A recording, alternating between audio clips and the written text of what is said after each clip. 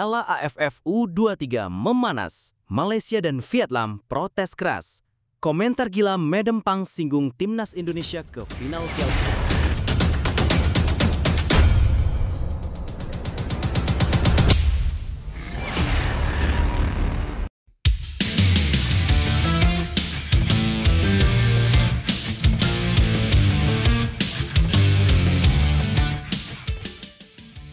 Piala AFF U23 memanas. Malaysia dan Vietnam protes keras.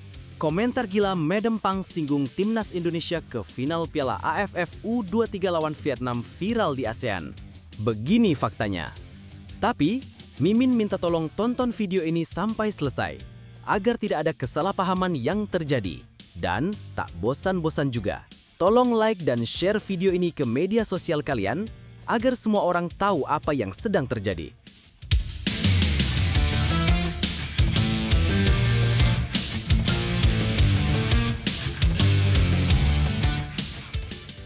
Sebelumnya, diberitakan, laga semifinal Piala AFF U23 2025 mempertemukan timnas Indonesia U23 melawan Thailand U23 di Stadion Utama Gelora Bung Karno. Pertandingan berjalan dramatis dan penuh ketegangan, hingga akhirnya Garuda Muda memastikan tiket ke final lewat adu penalti dengan skor akhir 7-6, setelah sebelumnya bermain imbang hingga babak tambahan waktu usai. Beberapa pemain tampil luar biasa dan memainkan peran krusial dalam kemenangan ini. Siapa saja mereka?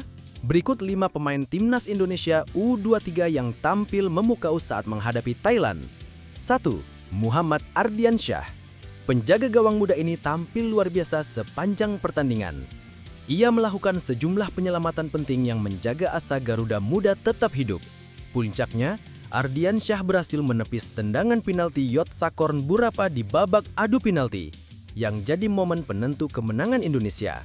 Berkat penampilannya yang heroik, ia dinobatkan sebagai Man of the Match. 2. Jens Raven. Setelah 2 laga grup tanpa mencetak gol, Jens Raven akhirnya kembali menunjukkan tajinya. Striker Bali United ini mencetak gol penyeimbang di menit ke-84 lewat sundulan tajam hasil sepak pojok. Gol tersebut menjadi kunci agar Indonesia bisa memaksa laga dilanjutkan ke adu penalti. 3. Raihan Hanan. Gelandang kreatif ini menjadi motor serangan timnas Indonesia U23. Salah satu umpannya melalui tendangan sudut berhasil dikonversi menjadi gol oleh Jens Raven. Tak hanya itu, Raihan juga sukses menjalankan tugasnya sebagai algojo keempat dalam adu penalti. Kontribusinya dalam mengatur tempo permainan sangat vital hingga akhir laga. 4. Alvarezi Buffon. Meski tak bermain sejak awal, Buffon yang masuk di pertengahan babak kedua langsung memberi dampak positif. Bek muda berusia 19 tahun ini tampil tenang dan penuh percaya diri. Ia menjadi eksekutor terakhir dalam babak adu penalti dan sukses mencetak gol penentu kemenangan Indonesia menuju partai final. 5. Kadek Arel. Sebagai kapten tim, Kadek menunjukkan kepemimpinan luar biasa di lapangan. Bek tangguh dari Bali United ini tampil solid mengawal lini belakang dan menggagalkan banyak serangan berbahaya dari Thailand. Ketegasannya di lapangan memberikan rasa aman bagi rekan-rekannya sepanjang laga. Dengan kemenangan ini, timnas Indonesia U23 berhak melaju ke final Piala AFF U23 2025 dan akan menantang Vietnam U23. Garuda Muda kini hanya selangkah lagi meraih gelar juara. Nah, sebelum lanjut mendengar berita ini, untuk para netizen, keluarkan satu kalimat pamungkas untuk menanggapi kabar ini. Menurut kalian, dengan penampilan keseluruhan di 3 pertandingan fase grup melawan Brunei Darussalam, melawan Filipina, dan melawan Malaysia, dan 1 pertandingan di semifinal melawan Thailand, apakah kalian yakin timnas Indonesia U23 mampu mengalahkan Vietnam di final dan menjadi juara Piala AFF U23 edisi tahun ini? Atau justru kalian punya pendapat lain? Ayo teman, berikan tanggapan kalian di kolom komentar. Bravo Timnas, bravo Gerald Van Benberg, bravo PSSI. Ayo Garuda, buktikan bahwa level kita sudah dunia. Buktikan bahwa kita adalah raksasa Asia. Trofi Piala AFF harga mati. Di sisi lain, jangan lupa juga satu kalimat khusus untuk tim kepelatihan timnas Indonesia di semua kelompok umur yang sedang berusaha keras memajukan sepak bola Indonesia. Silakan tulis di kolom komentar. Ayo terbang tinggi Garuda!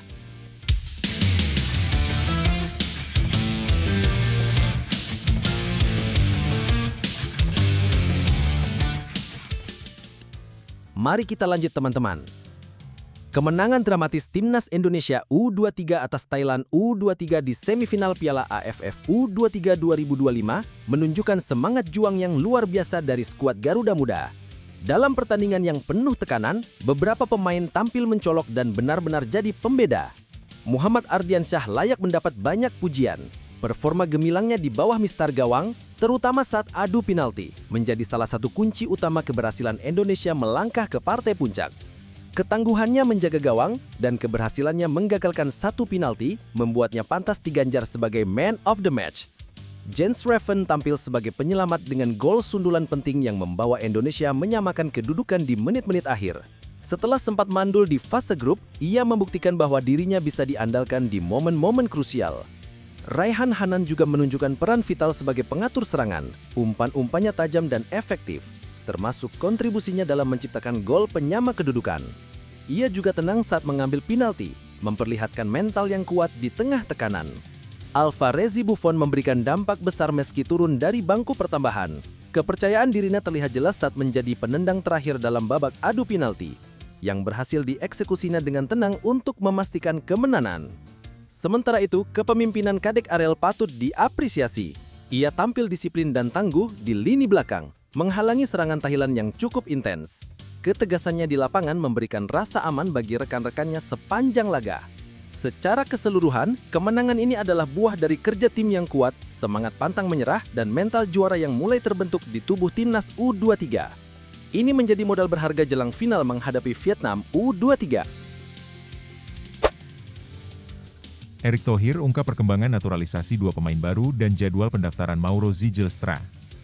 Ketua Umum PSSI, Erick Thohir, memberikan kabar terbaru mengenai rencana naturalisasi dua pemain keturunan untuk memperkuat Timnas Indonesia, serta perkembangan pendaftaran pemain muda Mauro Zijlstra. Menurut Erick, proses naturalisasi dua pemain baru masih dalam tahap pengumpulan dokumen.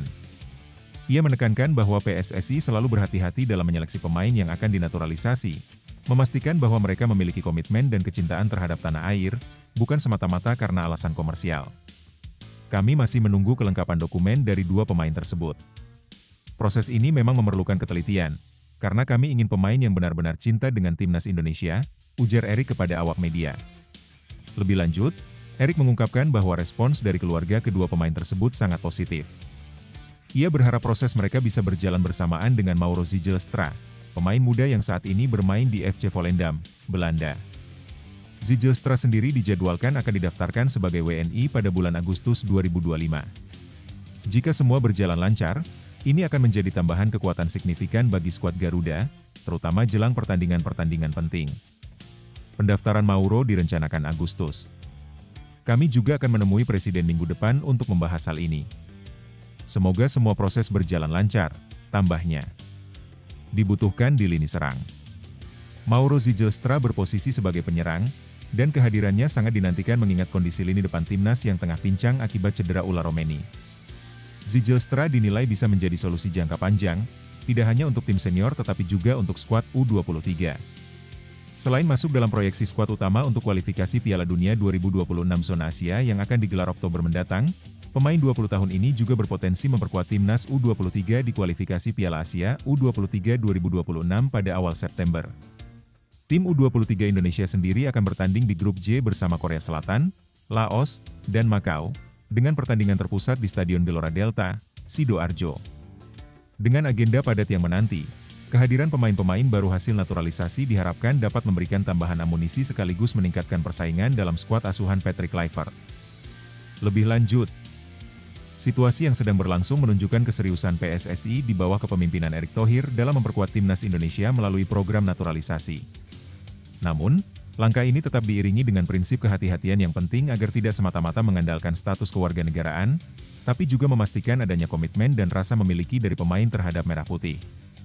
Langkah ini patut diapresiasi, karena naturalisasi memang bukan solusi jangka pendek saja, melainkan strategi jangka panjang yang harus sejalan dengan visi pembinaan. Jika para pemain memang memiliki darah Indonesia dan keinginan kuat untuk membela negara, mereka bisa menjadi pilar penting Timnas di berbagai kelompok usia. Keputusan untuk menunggu kelengkapan dokumen dan tidak terburu-buru juga menunjukkan pendekatan profesional yang tidak mengorbankan integritas proses. Di sisi lain, Jika Mauro Zilstra benar-benar bisa bergabung Agustus nanti, ini akan menjadi angin segar, terutama mengingat kebutuhan akan penyerang murni di tengah krisis cedera pemain depan. Dari sisi teknis, masuknya pemain muda seperti Mauro juga menambah kedalaman skuad, terlebih dia masih bisa bermain di tim U23. Ini memberi fleksibilitas bagi pelatih dalam mengatur strategi, terutama menghadapi agenda padat seperti FIFA Matchday, kualifikasi Piala Dunia, dan kualifikasi Piala Asia U23. Namun, penting bagi PSSI untuk tetap menyeimbangkan antara naturalisasi dan pengembangan pemain lokal. Jangan sampai proses ini malah menghambat regenerasi talenta asli Indonesia yang sudah mulai menunjukkan perkembangan. Secara keseluruhan, ini adalah langkah yang menjanjikan, asalkan dikelola dengan transparansi, komitmen jangka panjang, dan prioritas pada pembentukan tim nasional yang solid dan berkarakter. Setiap proses besar selalu dimulai dari langkah-langkah kecil yang penuh tantangan. Apa yang sedang dilakukan PSSI sekarang adalah bagian dari perjuangan panjang untuk membawa sepak bola Indonesia ke level yang lebih tinggi. Mungkin tidak semuanya langsung terlihat hasilnya, tapi percayalah, perubahan besar membutuhkan waktu, kesabaran, dan keyakinan. Untuk para pemain muda Indonesia, jangan pernah merasa kecil di negeri sendiri. Teruslah berlatih, kerja keras, dan percaya pada mimpi. Masuknya pemain naturalisasi bukan berarti kesempatanmu tertutup. Justru ini adalah peluang untuk belajar, bersaing sehat, dan membuktikan bahwa talenta lokal pun bisa bersinar sejajar. Bagi para pencinta sepak bola tanah air, teruslah dukung timnas dengan semangat yang membara. Dukungan kalian adalah bahan bakar moral bagi pemain dan seluruh tim. Sepak bola bukan hanya tentang menang atau kalah, tapi tentang persatuan, harga diri, dan mimpi bersama sebagai bangsa. Ingat, mimpi tidak akan berarti apa-apa tanpa usaha, dan usaha tidak akan sia-sia jika dilandasi cinta pada negeri. Garuda akan terbang tinggi, selama kita semua percaya dan bergerak bersama. Gagal di Piala AFF U23 2025, Malaysia U23 alihkan fokus ke kualifikasi Piala Asia U23 2026. Pelatih Timnas Malaysia U23, Nafuzi Zain, mengungkapkan kekecewaannya usai skuad muda Harimau Malaya gagal melangkah lebih jauh di ajang Piala AFF U23 2025. Namun, Nafuzi tidak ingin larut dalam hasil tersebut dan kini mengalihkan perhatian penuh pada tantangan berikutnya, kualifikasi Piala Asia U23 2026. Dalam laga terakhir Grup A, Malaysia hanya mampu bermain imbang tanpa gol saat menghadapi Timnas Indonesia U23. Hasil tersebut membuat Malaysia finish di peringkat ketiga dengan 4 poin dan gagal melaju ke semifinal. Evaluasi dan ambil hikmah. Meski kecewa, Nafuzi melihat sisi positif dari kegagalan ini. Ia menilai turnamen di Jakarta menjadi pengalaman berharga, baik bagi dirinya sebagai pelatih maupun bagi para pemain muda yang sebagian besar berasal dari kompetisi lokal, seperti Liga MFL. Turnamen ini memberi kami banyak pelajaran penting. Saya juga belajar banyak sebagai pelatih di level internasional. Kami jadi tahu sejauh mana kualitas kami dibanding tim lain, termasuk Indonesia yang sudah lebih matang, ujar Nafuzi, dikutip dari Berita Harian, Jumat, 25 Juli 2025. Ia mengakui masih banyak aspek yang perlu dibenahi, terutama karena sebagian besar pemain baru pertama kali tampil di turnamen regional. Hanya sedikit pemain Malaysia U23 yang memiliki pengalaman bermain di Liga Super Malaysia. Siap hadapi lawan berat di kualifikasi Piala Asia. Setelah menyudahi kiprah di Piala AFF, fokus utama tim kini tertuju ke kualifikasi Piala Asia U23 2026. Tantangan di babak kualifikasi akan jauh lebih berat karena Malaysia berada satu grup dengan tim-tim kuat seperti Thailand, Lebanon, dan Mongolia. Kami harus bekerja lebih keras dan mempersiapkan tim sebaik mungkin. Lawan-lawan di babak kualifikasi jauh lebih tangguh. Ini bukan hanya soal taktik, tapi juga kesiapan mental dan fisik, tegas Nafuzi. Ia menambahkan, pengalaman dari Piala AFF akan dijadikan bekal untuk tampil lebih baik dan konsisten. Target utamanya adalah membawa Malaysia lolos ke putaran final Piala Asia U23 2026. Thailand dan Lebanon punya pemain yang tampil di liga top. Tapi siapapun lawannya, termasuk Mongolia, kami harus siap dan tetap menargetkan lolos ke putaran final, pungkasnya. Lebih lanjut, situasi yang dialami Timnas Malaysia U23 bisa dibilang wajar dalam proses pembangunan tim muda. Gagal melaju di Piala AFF U23 2025 memang mengecewakan, apalagi mereka tersingkir setelah bermain imbang tanpa gol dengan Indonesia. Tapi dari sudut pandang pengembangan tim, ini justru jadi momen penting untuk evaluasi. pelatih Nafouzi Zain cukup realistis dalam menanggapi kegagalan tersebut. Ia tidak menyalahkan pemain atau kondisi lapangan, melainkan memilih untuk fokus pada pembelajaran dan pengalaman. Ini pendekatan yang sehat, apalagi mengingat timnya masih dalam tahap pembentukan dan mayoritas pemain belum memiliki pengalaman di level kompetisi yang lebih tinggi. Kegagalan di turnamen regional seperti Piala AFF bukan akhir dari segalanya. Justru ini bisa menjadi bahan bakar untuk tampil lebih siap di ajang yang lebih bergengsi, seperti kualifikasi Piala Asia U23. Nafouzi sadar bahwa tantangan berikutnya lebih berat, karena akan menghadapi negara-negara dengan kualitas dan kedalaman skuad yang lebih baik. Tapi dengan persiapan yang matang, bukan tidak mungkin Malaysia bisa bangkit dan bersaing. Pengakuan bahwa Indonesia U23 lebih siap dan diisi pemain berpengalaman juga menunjukkan sikap jujur dan sportif dari pelatih Malaysia. Ini bisa jadi motivasi bagi Federasi Sepak Bola Malaysia untuk lebih serius dalam membina generasi muda, termasuk memberi lebih banyak kesempatan tampil di Liga Utama agar terbiasa dengan atmosfer pertandingan yang kompetitif. Intinya, kekalahan ini bukan kegagalan mutlak, tapi batu loncatan untuk melangkah lebih jauh. Selama ada evaluasi dan perbaikan nyata, Malaysia U23 punya peluang untuk tampil lebih baik di masa depan. Jangan biarkan satu kegagalan membuatmu meragukan potensi yang kamu miliki. Dalam dunia sepak bola, seperti halnya dalam hidup, kekalahan bukan akhir, tapi awal dari perjalanan yang lebih besar. Apa yang dialami Malaysia U23 bukanlah aib, melainkan pelajaran. Setiap menit di lapangan, setiap peluit akhir, adalah bagian dari proses untuk menjadi lebih tangguh. Kamu kalah hari ini, itu bukan karena kamu lemah, tapi karena kamu sedang belajar. Ingat, tim-tim besar tidak lahir dari kemenangan terus-menerus. Mereka tumbuh dari luka, bangkit dari kekalahan, dan menempa diri melalui tekanan. Piala AFF mungkin sudah berlalu, tapi panggung sesungguhnya baru dimulai, kualifikasi Piala Asia U23. Di sana, kalian punya kesempatan membuktikan bahwa luka kemarin telah berubah jadi kekuatan. Tetap percaya. Terus kerja keras. Jangan cari alasan, tapi cari cara. Karena tim hebat bukan yang tak pernah jatuh, tapi yang selalu bangkit lebih kuat. Malaysia boleh. Jelang hadapi Indonesia U23, pelatih Thailand U23 akui penampilan tim masih belum maksimal. Pelatih timnas Thailand U23, Thawachai Damrong Ongtrakul, mengungkapkan bahwa performa timnya masih belum menunjukkan hasil yang memuaskan selama fase grup Piala AFF U23 2025. Hal ini menjadi perhatian menjelang laga semifinal melawan timnas Indonesia U23. Thailand U23 dijadwalkan bertemu Indonesia U23 di Stadion Utama Gelora Bung Karno, SUGBK, Jumat malam, 25 Juli 2025, pukul 20 waktu Indonesia Barat. Meski lolos ke semifinal, performa Thailand di babak grup terbilang kurang mengesankan. Penampilan di fase grup kurang meyakinkan. Thawachai secara terbuka mengakui bahwa permainan anak asuhnya belum optimal. Di babak grup, Thailand memang menang besar 4-0 atas Timor Leste. Namun kemudian hanya bermain imbang 0-0 saat menghadapi Myanmar. Kami sempat gugup di awal turnamen. Penampilan kami saat fase grup menurut saya kurang memuaskan karena terlalu banyak kesalahan, ujarnya dalam konferensi pers, Jumat, 25 Juli 2025. Meski demikian, pelatih asal Thailand itu tetap optimistis. Ia percaya timnya akan menunjukkan perkembangan signifikan saat laga semifinal nanti. Saya yakin permainan tim akan lebih baik di babak semifinal. Kami sudah belajar dari kesalahan sebelumnya, tambahnya. Semangat tinggi dari kapten tim. Di sisi lain, kapten timnas Thailand U23, Seksan Rathre, menyambut laga melawan Indonesia dengan antusias. Ia mengakui masih ada beberapa aspek permainan yang perlu dibenahi, namun optimis dengan peluang timnya. Bisa bermain di semifinal adalah sesuatu yang membanggakan.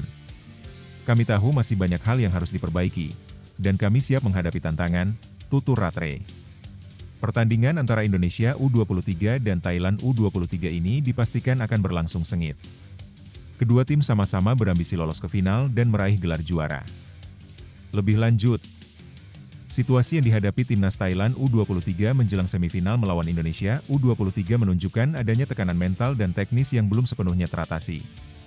Pengakuan langsung dari pelatih Thawachai bahwa timnya tampil kurang maksimal di fase grup mencerminkan kejujuran dan kesadaran akan kekurangan internal mereka. Ini bisa menjadi strategi psikologis untuk meredam ekspektasi sekaligus memancing kepercayaan diri lawan. Namun, di sisi lain, Pengakuan tersebut juga bisa menjadi bentuk antisipasi agar para pemain bermain lebih lepas di semifinal. Fakta bahwa Thailand hanya mampu bermain imbang melawan Myanmar dan menang telak atas Timor Leste menunjukkan ketidakkonsistenan performa. Ini menjadi sinyal bahwa mereka masih dalam proses menemukan ritme permainan terbaik. Hal tersebut bisa menjadi peluang besar bagi Indonesia U23 untuk menekan sejak awal dan mengambil inisiatif permainan. Pernyataan Kapten Tim Thailand yang tetap optimistis dan menyambut laga dengan semangat juga menarik. Meski menyadari ada banyak kekurangan, nada optimisme itu menandakan mereka tetap percaya diri, namun dengan kehati-hatian. Artinya, Thailand tetap tim yang berbahaya meski secara performa belum menonjol. Bagi Indonesia, ini bisa menjadi keuntungan psikologis. Mereka akan bermain di kandang sendiri dengan dukungan supporter, dan lawan yang secara terbuka mengakui belum tampil maksimal. Namun, tim asuhan Gerald van den Burg harus waspada. Tim seperti Thailand seringkali justru berbahaya ketika tampil sebagai underdog. Jika Indonesia meremehkan kondisi lawan, mereka bisa terjebak dalam euforia dan kehilangan fokus. Secara keseluruhan, duel ini tidak hanya soal taktik di lapangan, tetapi juga tentang siapa yang lebih siap secara mental dan bisa mengelola tekanan dalam laga penting. Dalam momen besar seperti semifinal ini, segalanya bukan hanya soal teknik dan strategi, tetapi soal hati, semangat, dan keberanian. Timnas Indonesia U23 punya kesempatan emas, bukan hanya untuk menang, tapi untuk menorehkan sejarah dan membuktikan bahwa kerja keras, disiplin, dan kebanggaan sebagai Garuda Muda bisa mengalahkan segala rintangan. Ingatlah, bukan tim yang paling sempurna yang menang, tapi tim yang paling percaya dan tidak menyerah di tengah tekanan. Kalian bermain di rumah sendiri, dengan dukungan jutaan rakyat Indonesia yang berdiri di belakang kalian. Gunakan itu sebagai kekuatan. Jangan takut pada nama besar lawan. Mereka pun manusia yang bisa gugup, bisa goyah. Tapi Garuda tidak kenal kata gentar. Terbanglah tinggi, mainlah dengan hati, dan buktikan bahwa semangat juang bangsa ini hidup dalam setiap langkah kalian di lapangan. Ayo Garuda Muda, bawa Indonesia terbang lebih tinggi, Indonesia Api. Erick Thohir soroti peran naturalisasi dalam perkembangan timnas, sebut nama Kluivert dan Shin Tae-yong. Ketua Umum PSSI, Erick Thohir, kembali menyoroti langkah strategis naturalisasi pemain untuk memperkuat tim nasional Indonesia, terutama menjelang babak keempat kualifikasi Piala Dunia 2026 zona Asia yang akan berlangsung Oktober mendatang. Dalam konferensi pers di Jakarta pada 24 Juli 2025, Erick mengungkapkan bahwa proses naturalisasi yang ia jalankan sejak menjabat pada 2023 telah menghasilkan sejumlah pemain berkualitas tinggi. Ia juga menyebut pentingnya kolaborasi antara manajemen federasi dan pelatih dalam memilih pemain keturunan yang layak memperkuat skuad Garuda. Track record kami dalam 2 tahun terakhir jelas menunjukkan peningkatan. Kami mendatangkan pemain-pemain dari level tertinggi, bukan sembarangan, ujar Erick. Situasi terkini timnas tengah dihadapkan pada krisis di lini depan. Striker utama, Ula Romeni, tengah dibekap cedera setelah tampil dalam turnamen pramusim Piala Presiden 2025. Sementara itu, Ragnar Oratmangoen masih dalam masa pemulihan dari sakit, Rafael Struijk jarang tampil di level klub, dan Jens Raven dinilai masih terlalu muda. Untuk mengantisipasi kekosongan tersebut, PSSI tengah memproses naturalisasi 2 pemain baru yang disebut-sebut berasal dari level kompetisi elit Eropa. Menurut Erick, keberhasilan mendatangkan pemain-pemain seperti Jai Idzes, Tom Haye, Nathan Choyaon, hingga Emil Audero Mulyadi, menunjukkan adanya kepercayaan yang kuat dari para pemain diaspora terhadap proyek Timnas Indonesia. Ini sekaligus membedakan pendekatan PSSI era kini dari masa lalu, yang lebih banyak mengandalkan pemain asing tua dari liga domestik. Meski aktif dalam proses perekrutan, Erick menegaskan bahwa keputusan akhir tetap berada di tangan pelatih. Ia mencontohkan pelatih-pelatih seperti Indra Syafri, Shin Tae-yong, hingga kini Patrick Kluivert, selalu dilibatkan dalam proses seleksi pemain naturalisasi. Semua pemain naturalisasi itu dipilih berdasarkan kebutuhan pelatih. Bukan keputusan sepihak dari saya, tegas Erick. Ia menambahkan bahwa meski menerima Shin Tae-yong sebagai pelatih warisan, dirinya tak segan menggantinya usai ASEAN Cup 2024 dan memilih nama besar seperti Patrick Kluivert. Menutup pernyataannya, Erick menyiratkan bahwa proses rekrutmen pemain naturalisasi akan terus berlanjut demi meningkatkan daya saing timnas di level Asia dan dunia. Lebih lanjut, situasi yang dihadapi timnas Indonesia saat ini mencerminkan betapa pentingnya strategi naturalisasi dalam membangun skuad yang kompetitif, terutama menghadapi lawan tangguh seperti Arab Saudi dan Irak. Cedera dan minimnya jam terbang para pemain depan menunjukkan bahwa Indonesia masih sangat bergantung pada kekuatan pemain keturunan untuk menjaga konsistensi performa. Langkah Erick Thohir yang berani dalam mencari pemain diaspora dari Liga Top Eropa patut diapresiasi. Ini merupakan pergeseran besar dari kebijakan naturalisasi masa lalu yang kerap dikritik karena hanya mendatangkan pemain asing uzur dari kompetisi lokal. Sekarang, pemain-pemain seperti Jai Itzes dan Emil Audero menunjukkan bahwa proses ini bukan lagi sekadar formalitas, tetapi bagian dari visi jangka panjang. Namun, ada risiko jika timnas terlalu mengandalkan naturalisasi tanpa memperkuat pembinaan pemain lokal. Ketergantungan jangka panjang pada diaspora bisa membuat pengembangan pemain muda di dalam negeri stagnan. Apalagi, kasus cedera seperti yang dialami Romeni menegaskan pentingnya memiliki pelapis yang matang, bukan hanya bergantung pada satu atau dua nama. Kehadiran Patrick Kluivert sebagai pelatih baru juga menambah dimensi menarik. Jika benar semua proses seleksi pemain naturalisasi melibatkan pelatih, ini menunjukkan adanya sinergi profesional yang sehat antara federasi dan staf teknis. Tapi transisi dari Shin Tae-yong ke Kluivert juga menyisakan pertanyaan, apakah kontinuitas filosofi permainan tetap terjaga? Pada akhirnya, program naturalisasi bisa menjadi kekuatan besar jika dikelola dengan bijak, transparan, dan tetap diseimbangkan dengan pembinaan talenta lokal. Jika tidak, Indonesia bisa terjebak dalam solusi jangka pendek yang tidak menyelesaikan akar persoalan dalam pembangunan sepak bola nasional. Situasi yang dihadapi timnas Indonesia saat ini memang tidak mudah, cedera pemain, tantangan regenerasi, dan tekanan besar menjelang laga penting. Tapi justru di tengah tekanan itulah karakter sebuah tim besar terbentuk. Ini bukan soal siapa yang absen, tapi siapa yang siap bangkit dan menjawab tantangan. Kita sedang melihat perubahan besar dalam sepak bola Indonesia. Pemain diaspora datang bukan hanya untuk mengisi posisi, tapi untuk memberi inspirasi dan standar baru. Dan setiap tantangan, termasuk cedera, rotasi pelatih, hingga kritikan, adalah kesempatan untuk tumbuh lebih kuat. Ingat, tim hebat tidak lahir dari kemenangan yang mudah, tapi dari kemampuan bangkit saat peluang terlihat kecil. Setiap pemain yang masuk timnas, baik lokal maupun naturalisasi, membawa harapan jutaan rakyat Indonesia. Maka teruslah berjuang, karena kalian bukan hanya bermain untuk menang, kalian bermain untuk membangkitkan kepercayaan sebuah bangsa. Tidak ada yang mustahil kalau kita punya tekad, kerja keras, dan hati yang tidak pernah menyerah. Garuda memang bisa terluka, tapi ia tidak pernah takut untuk terbang lebih tinggi. Bicep kekar Indonesia. Jelang semifinal Piala AFF U23 2025, pelatih timnas U23 Indonesia bongkar kekuatan Thailand, siap tampil maksimal. Pelatih tim nasional Indonesia U23, Gerald van den Burg, mengungkapkan pandangannya mengenai kekuatan Thailand U23, lawan yang akan dihadapi dalam laga semifinal Piala AFF U23 2025. Menurut pelatih asal Belanda tersebut, Thailand adalah tim dengan kualitas merata di semua lini. Meski telah menganalisis lawan, Van den Burg menyebut belum sepenuhnya mengetahui pola permainan yang akan diterapkan pelatih Thailand U23, Tawachai Damrong Ongtrakul. Ia memperkirakan akan ada strategi kejutan yang bisa saja dilancarkan oleh pelatih berusia 51 tahun itu. Kami sudah mempelajari permainan Thailand, dan jelas mereka adalah tim kuat. Tidak mudah menebak strategi mereka, sehingga kami harus mempersiapkan diri dengan baik, ujar Van den Burg dalam konferensi pers pra-pertandingan, Kamis, 24 Juli 2025. Ia menambahkan bahwa Thailand memiliki lini tengah yang solid, serangan yang berbahaya, dan pertahanan yang kokoh. Oleh karena itu, Van den Burg menekankan pentingnya kerja keras serta determinasi tinggi dari para pemain Garuda Muda untuk bisa mengalahkan mereka. Fokus cari celah kelemahan Thailand U23. Van den Burg menegaskan bahwa timnas Indonesia U23 harus bisa menemukan titik lemah dari permainan Thailand. Ia ingin para pemainnya tampil penuh semangat dan pantang menyerah demi meraih hasil maksimal. Kami akan berusaha sekuat tenaga untuk menemukan peluang mengalahkan mereka. Tidak ada jalan mudah. Kami harus bekerja keras dan bertarung sampai akhir, baru setelah itu kita lihat hasilnya, tegas pelatih berusia 51 tahun itu. Laga penentu menuju final. Pertandingan melawan Thailand U23 ini menjadi laga hidup mati bagi kedua tim. Kemenangan akan memastikan satu tempat di partai puncak Piala AFF U23 2025.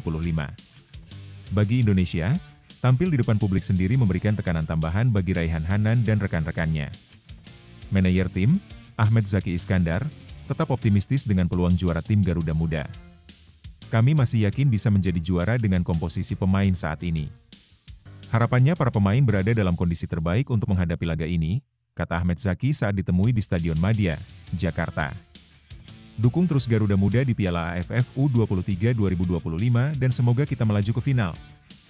Lebih lanjut, situasi menjelang semifinal Piala AFF U23 2025 antara Timnas Indonesia U23 dan Thailand U23 bisa dibilang cukup menegangkan namun penuh peluang.